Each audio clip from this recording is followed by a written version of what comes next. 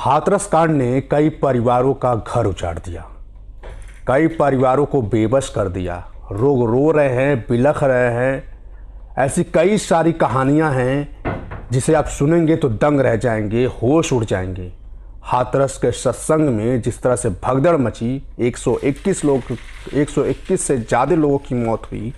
उस मौत में ऐसी ऐसी कहानियां हैं जिसे सुन करके आपके रूह कांप जाएंगे। उसी में से एक कहानी है किशोरी लाल की। किशोरी लाल की एक पत्नी है, 42 वर्ष की पत्नी थी और एक 4 साल का बेटा था। किशोरी लाल की कहानी आप सुनेंगे तो दंग रह जाएंगे। उनकी कहानी मैं बताऊंगा। अब वो तो यहाँ तक किशोरी लाल कह रहे हैं कि मुझे तो जीने का मन ही नहीं कर रहा है। वो कह रहा है कि शायद मैं भी उस सत्संग में गया होता, मैं भी मर गया होता तो ज़्यादा अच्छा हुआ रहता। कहानी कुछ ऐसी है, अगर मैं आपको सुनाऊंगा तो आप भी रो पड़ेंगे, आप भी सोचेंगे कि वाकई में क्या हो गया। जो है किशोरी लाल की जो पत्नी है 42 वर्ष की, उनका 4 साल का बेटा जो है उस सत्संग में गया और उस भगदड़ में दोनों मारे गए। किशोरी लाल कहते हैं कि 20 साल के बाद इतनी मन्नत और इतने प्रार्थना करने के बाद भगवान के आशीर्वाद से मुझे एक बेटा प्राप्त हुआ और उसके बाद जो इस तरह की घटना जैसे ही मेरे सामने आई, मैं तो हक्का बक्का सा रह गया। मेरी पत्नी और बेटे जो है कि वहाँ सत्संग में गए और मैं जो है अपने खेती का सामान लेने के लिए कासगंज चला गया था। किशोरी लाल जो है बदायूं जिले के बिसौली गांव के रहने वाले हैं। बिसौली गांव के वो रहने वाले हैं। उनकी शादी जो हुई थी 20 साल के बाद, यानी कि शादी होने के 20 साल के बाद काफ़ी मिन्नत मांगने के बाद उनका एक बेटा हुआ, 4 साल का बेटा था। लेकिन उस सत्संग में जाने के वजह से उन्होंने अपने पत्नी और बेटे को खो दिया।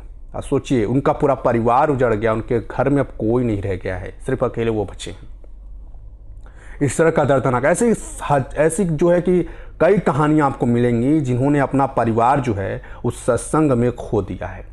लेकिन बाबा का कुछ पता नहीं चल रहा है और ना ही मुख्य जो आयोजक हैं देव प्रकाश मधुकर, उसका भी कुछ पता नहीं चल रहा है। करीब कुछ सेवादार पकड़े गए हैं। पुलिस ने बड़ी कार्रवाई करते हुए 20 सेवादारों को पकड़ा है और पूछताछ जारी है। बड़ी कमेटी बताया जा रहा है कि 2 महीने में जांच को पूरी कर ले जाएगी। एक मामला क्या है वो सब कुछ निकल के आएगी। लेकिन जिस तरह की किशोरी लाल की दर्दनाक कहानी है, वाकई में जो है सुन करके रूह कांप जा रही है।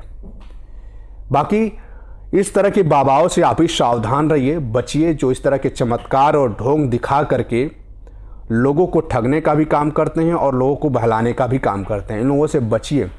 बताया जा रहा है कि सूरजपाल उर्फ भोले बाबा ने शुरुआत जो है आगरा से की थी।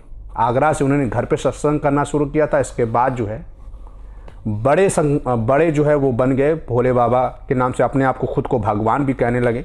मतलब तमाम कहानी किस्से हैं जिनका जिक्र लोग करते हैं, तमाम चीज़ें हैं और लाखों की फीस भी लेते हैं और लाखों लग्जरी गाड़ियों में वीवीआईपी की तरह से गाड़ियों से चलते भी हैं। भाई उनका काफ़िला चलता है तो आप देखेंगे कि कहाँ के वीवीआईपी आ गए हैं। इस तरह का काफ़िला उनका होता है। तो ऐसे कई सारी कहानियां हैं जिनसे आपको बचने की ज़रूरत है, सीख लेने की ज़रूरत है कि इस तरह का जो चीज़ें हैं। वहीं इस पर राजनीति भी जो है गर्मा गई है। राजनीति भी हो रही है बहुत तरीके से। हाथरस कांड पर राजनीति भी जो है गर्मा गई है। बाकी सीएम योगी इस पर जो है सख्त कार्रवाई कर रहे हैं और लोगों को जो मरने वाले उनको मुआवजा भी दे रहे हैं।